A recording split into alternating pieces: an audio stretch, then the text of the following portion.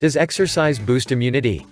What to know about working out right now, according to experts.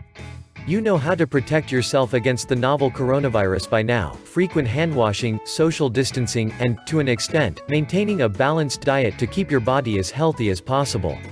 But another important aspect of supporting your overall health can also come in handy right now to boost your immune system: regular exercise. Of course, with schedules all over the place and gyms closed, lacing up your sneakers for a run can sometimes feel like the last thing you want to do.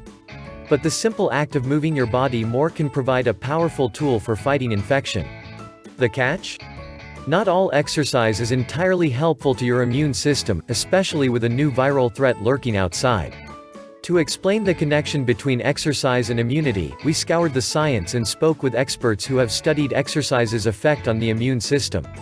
Here's how to make the most of your workouts for your overall health, particularly during a pandemic. So, can exercise boost your immune system? Even with shelter in place and stay-at-home orders set up across the country, top officials like the CDC and WHO still encourage regular exercise, and for good reason. In addition to improving your mental health, a 2019 scientific review in the Journal of Sport and Health Science found that exercise can improve your immune response, lower illness risk, and reduce inflammation. The study looked at acute exercise, meaning that of moderate to vigorous intensity lasting less than an hour. The study mainly examined walking, but that could also mean an elliptical workout, a spin class, or even a run. Study author David Nieman, DRPH, a professor in the Department of Biology at Appalachian State University and director of the university's Human Performance Laboratory, tells Health that typically people only have a small number of immune cells circulating around the body. Those cells prefer to hang out in lymphoid tissues and organs like the spleen, where your body kills viruses, bacteria, and other microorganisms that cause disease.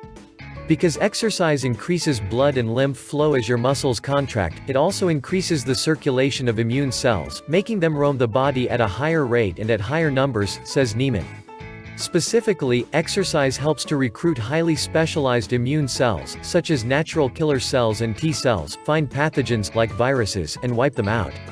In Nieman's 2019 review, participants who took a 45-minute brisk walk experienced this uptick of immune cells floating around the body for up to 3 hours after the walk, Nieman explains.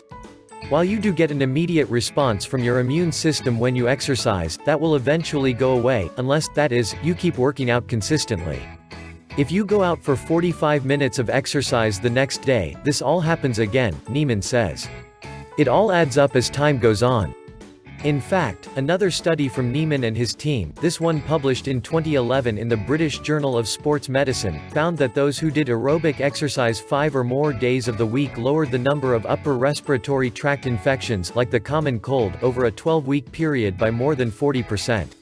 Think of the lasting immune effect of exercise like this, Nieman explains. Say you have a housekeeper come over to clean your home for 45 minutes most days of the week. The house will look a lot better on that first day than if someone never came. But the more frequently the housekeeper comes back, the better and cleaner the house will look.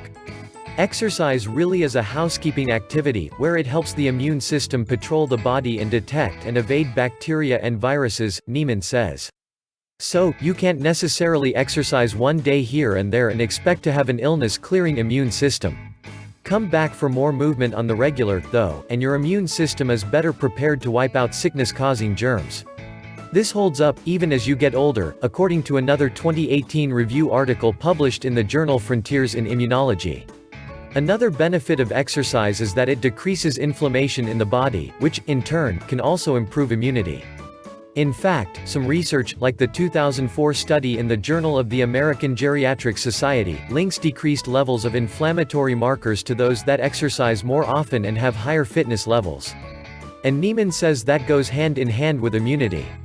When immune cells try to function with inflammation, it puts the immune system in a chronically inflamed state too, he says, which makes it harder to fight infection.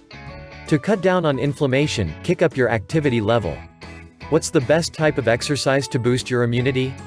Most studies, including Nieman's, looked at aerobic activity, think walking, running, or cycling. To gain the benefits, it's best to push the pace a bit when walking. For most people, we're talking about a 15-minute mile, Nieman says of the average pace that led to promising results in his studies. That's sufficient stimulus to recruit immune cells into circulation. For other forms of exercise, aim to reach about 60% of your VO2 max or about 70% of your max heart rate, Niemann suggests. There's less science on high-intensity interval training workouts, or HIIT, a popular type of exercise, and whether they help your immunity. One small study from 2018 in the journal Arthritis Research and Therapy, focusing on arthritis patients, said that it could improve immune function, while another small 2014 study in the Journal of Inflammation Research found that HIIT workouts don't lower immunity. In general, Niemann says interval workouts are likely okay. Our bodies are used to this back-and-forth nature, even for a few hours, as long as it's not unrelenting high-intensity exercise, he says. The same goes for strength training. It likely helps your immune system, but there's less research and recent studies backing up its benefits on immunity. Adam Jatner, Ph.D., CSCS, Assistant Professor of Exercise Science and Physiology at Kent State University, who has also studied exercise and the immune response, touts resistance training as a smart strategy for improving immunity. However, he does caution against severe muscle-damaging workouts, like lifting super heavy or doing eccentric exercises, slowing down the downward phase of a movement, so that the muscle repair process doesn't compete with your immune function. So, unless you've regularly been keeping up with a workout like CrossFit, now's probably not the time to start a new high-impact strength routine. Can exercise harm your immune system at all? Like all good things in life, science says you can overdo exercise. Pushing yourself too hard for too long can actually put you at higher risk of infection, but you have to go pretty far past that acute level of training to experience negative side effects. For example, most studies that found that extreme exercise can increase risk of illness examined marathon runners, like Niemann's 1990 study published in the Journal of Sports Medicine and Physical Fitness. But Niemann says this negative effect can come into play if you're running at a high intensity for at least a half-marathon distance or cycling or swimming at a tough pace for about 90 minutes. Any of these longer, more intense activities can cause stress on the body that could lead to lowered immune function. You put yourself in a stressful state, so your immune system reflects that and leads to dysfunction that can last anywhere from a few hours to a few days, Niemann says. Basically, high-intensity activity for more than an hour might not be the best idea right now if you're really focusing on keeping your immune system in top shape. Jatner agrees that spending weeks incorporating super high-intensity workouts into your schedule could backfire. If you're looking at exercise in a chronic sense, there's something we refer to as the J-curve. Over time, as you continue to exercise at a moderate intensity for weeks to months, your risk for infection will decrease, says Jatner. But if you do excessive and intense exercise, you increase risk of infection. Exactly how long and how hard you can push yourself before you reach that excessive and intense level of exercise ultimately comes down to how well you're trained, but you might want to focus on maintenance rather than intensity in these pandemic times. Moderate intensity is the best route right now, but maintaining that activity, in some form or fashion, is going to be key, Jatner adds. The bottom line, moderate exercise can boost your immunity right now, but don't overdo it. Niemann views this pandemic as a golden opportunity to start a regular walking program, a time to nail down the habit of frequent physical activity. While other lifestyle habits like eating fruit, managing stress, and getting quality sleep can also help reduce risk of illness, Niemann says exercise is potentially the most powerful habit that people can adopt right now as we're coping with this new and novel virus.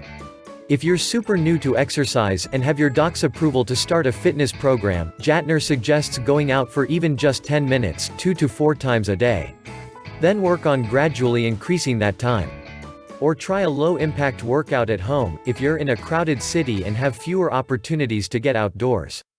Even if you are exercising, don't forget that your best defense against getting COVID-19 is limiting your risk of catching it by practicing social distancing and frequently washing your hands. Reducing your exposure to the virus is number one, it rises above everything, Niemann says.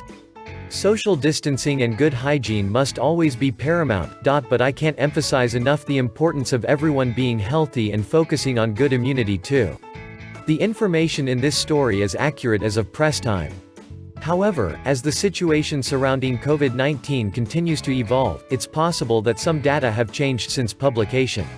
While Health is trying to keep our stories as up-to-date as possible, we also encourage readers to stay informed on news and recommendations for their own communities by using the CDC, WHO, and their local public health department as resources.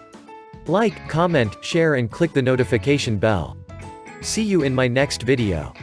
Sir Anton Channel.Info. Thanks for watching.